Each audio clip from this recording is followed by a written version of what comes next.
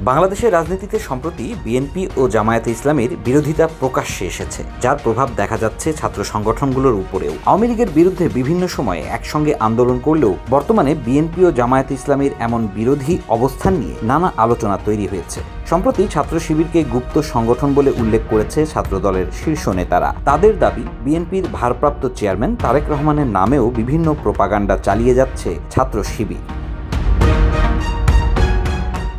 সংগঠনটির সাধারণ সম্পাদক নাসির উদ্দিন গণমাধ্যমে অভিযোগ করে বলেছেন, সাধারণ শিক্ষার্থীদের ব্যবহার করে ছাত্রদলের বিপক্ষে মব সৃষ্টি করেছে ছাত্র শিবির। বিভিন্ন সময় রাজনীতির মাঠে একসঙ্গে কর্মসূচি দিলেও আদর্শগতভাবে কোনো মিল নেই উল্লেখ করে তিনি আরও বলেন, 5ই আগস্টের পর পরিকল্পিতভাবে বিভাজনের রাজনীতি শুরু করেছে জামায়াতে ইসলামীর এই ছাত্র সংগঠনটি। এদিকে ছাত্র শিবিরের কেন্দ্রীয় নেতাদের অভিযোগ, অন্য কোনো রাজনৈতিক এজেন্ডা না থাকায় শিবিরের বিরুদ্ধে রাজনৈতিক অপপ্রচার শুরু করেছে বিএনপি ও ছাত্রদল। এটাকে তারা প্রোপাগান্ডার মতো ছড়িয়ে দিতে চায় এবং এটা ছাত্রদলের একটা অ্যাসাইনমেন্ট বলেও উল্লেখ করেন ছাত্র শিবিরের সভাপতি জাহিদুল ইসলাম। এছাড়া বিষয়টি নিয়ে পাল্টাপাল্টি বক্তব্য দিয়েছেন সংগঠন দুটির সাবেক নেতারাও। গত বছরের 5ই আগস্ট আওয়ামী লীগ সরকার পতনের পর থেকেই জুলাই গণ অভ্যুত্থানে কার অবদান বেশি, এ নিয়ে নিজেদের মতো করে নানা দাবি করতে শুরু করে বিএনপি ও জামায়াত। এরপর বিশ্ববিদ্যালয় ক্যাম্পাসে ছাত্র রাজনীতি নিষিদ্ধ করা নিয়েও বিবাদে জড়িয়েছে দল দুটির ছাত্র সংগঠন হিসেবে পরিচিত ছাত্রদল ও ছাত্র শিবির। একে অপরের বিরুদ্ধে সন্ত্রাস, চাঁদাবাজি সহ নানা অভিযোগও তুলেছে সংগঠন দুটি।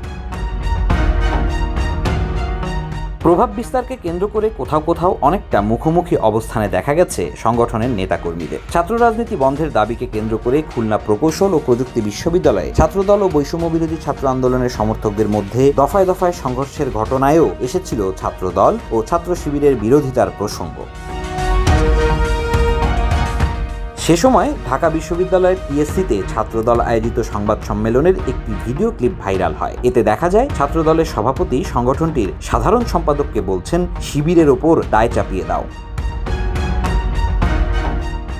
7ই নভেম্বর বিএনপির দলীয় পোস্টার ঢাকা বিশ্ববিদ্যালয়ের বিভিন্ন স্থানে সাঁটিয়ে দেয় ছাত্রদল। জানিয়ে সামাজিক মাধ্যমে পাল্টাপাল্টি পোস্ট দিতে দেখা যায় দুই দলের কর্মী সমর্থকদেরই। রাজনৈতিক কর্মকাণ্ড পরিচালনার ক্ষেত্রে অর্থের উৎস নিয়ে অভিযোগ পাল্টা অভিযোগের লড়াইও শুরু করেছিল ছাত্র সংগঠনগুলো।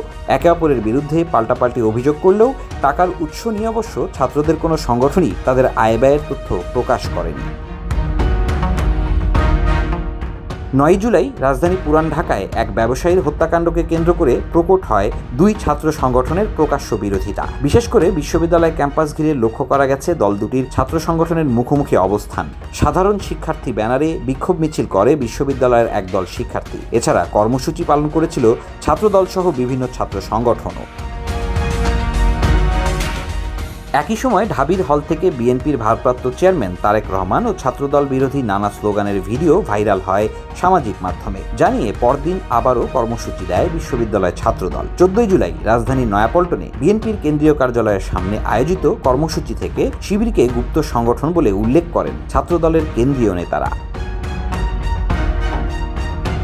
এর আগে 1999 সালে জামায়াত সহ কয়েকটি দলকে নিয়ে 4 দলীয় জোট গঠন করেছিল বিএনপি। সে সময় ক্ষমতায় ছিল শেখ হাসিনার নেতৃত্বে আওয়ামী লীগ। পরে সেই জোটই 20 দলীয় জোটে রূপ পায়। পরবর্তীতে 2001 সালে একসাথে সরকার গঠন করে তারা। 2007 সালে সেনা সমর্থিত তত্ত্বাবধায়ক সরকারের সময় বিএনপি নেত্রী খালেদা জিয়া যখন গ্রেপ্তার হয়েছিলেন, সে সময় জামায়াত কোনো প্রতিক্রিয়া দেখায়নি বা কোনো প্রতিবাদ করেনি। তারপর থেকে দল দুটির মধ্যে একটা বিরূপ মনোভাব তৈরি হয়েছিল বলে মনে করে বিএনপির অনেক সিনিয়র নেতা। দুই দলের মধ্যে সাম্প্রতিক বিভাজনের বিষয়টি সাময়িক হিসেবেই দেখছেন ছাত্র শিবিরের সাবেক সভাপতি ও জামায়াতে ইসলামীর সহকারী সেক্রেটারি জেনারেল এহসানুল মাহবুব জুবায়ের। তাদের দাবি, এটি রাজনীতির বৈশিষ্ট্য। সাম্প্রতিক কিছু বিষয়ের কারণে কিছুটা বিভেদ তৈরি হয়েছে। তবে ছাত্র শিবিরের পরিচিতি দেশের মানুষ জানে। আপামর মানুষের কাছে ছাত্র শিবির একটি পরিচিত সংগঠন। এখানে লুকানোর কিছু নাই বলেও জানান সংগঠনটির এই শীর্ষ নেতা। Dhaka express desk report.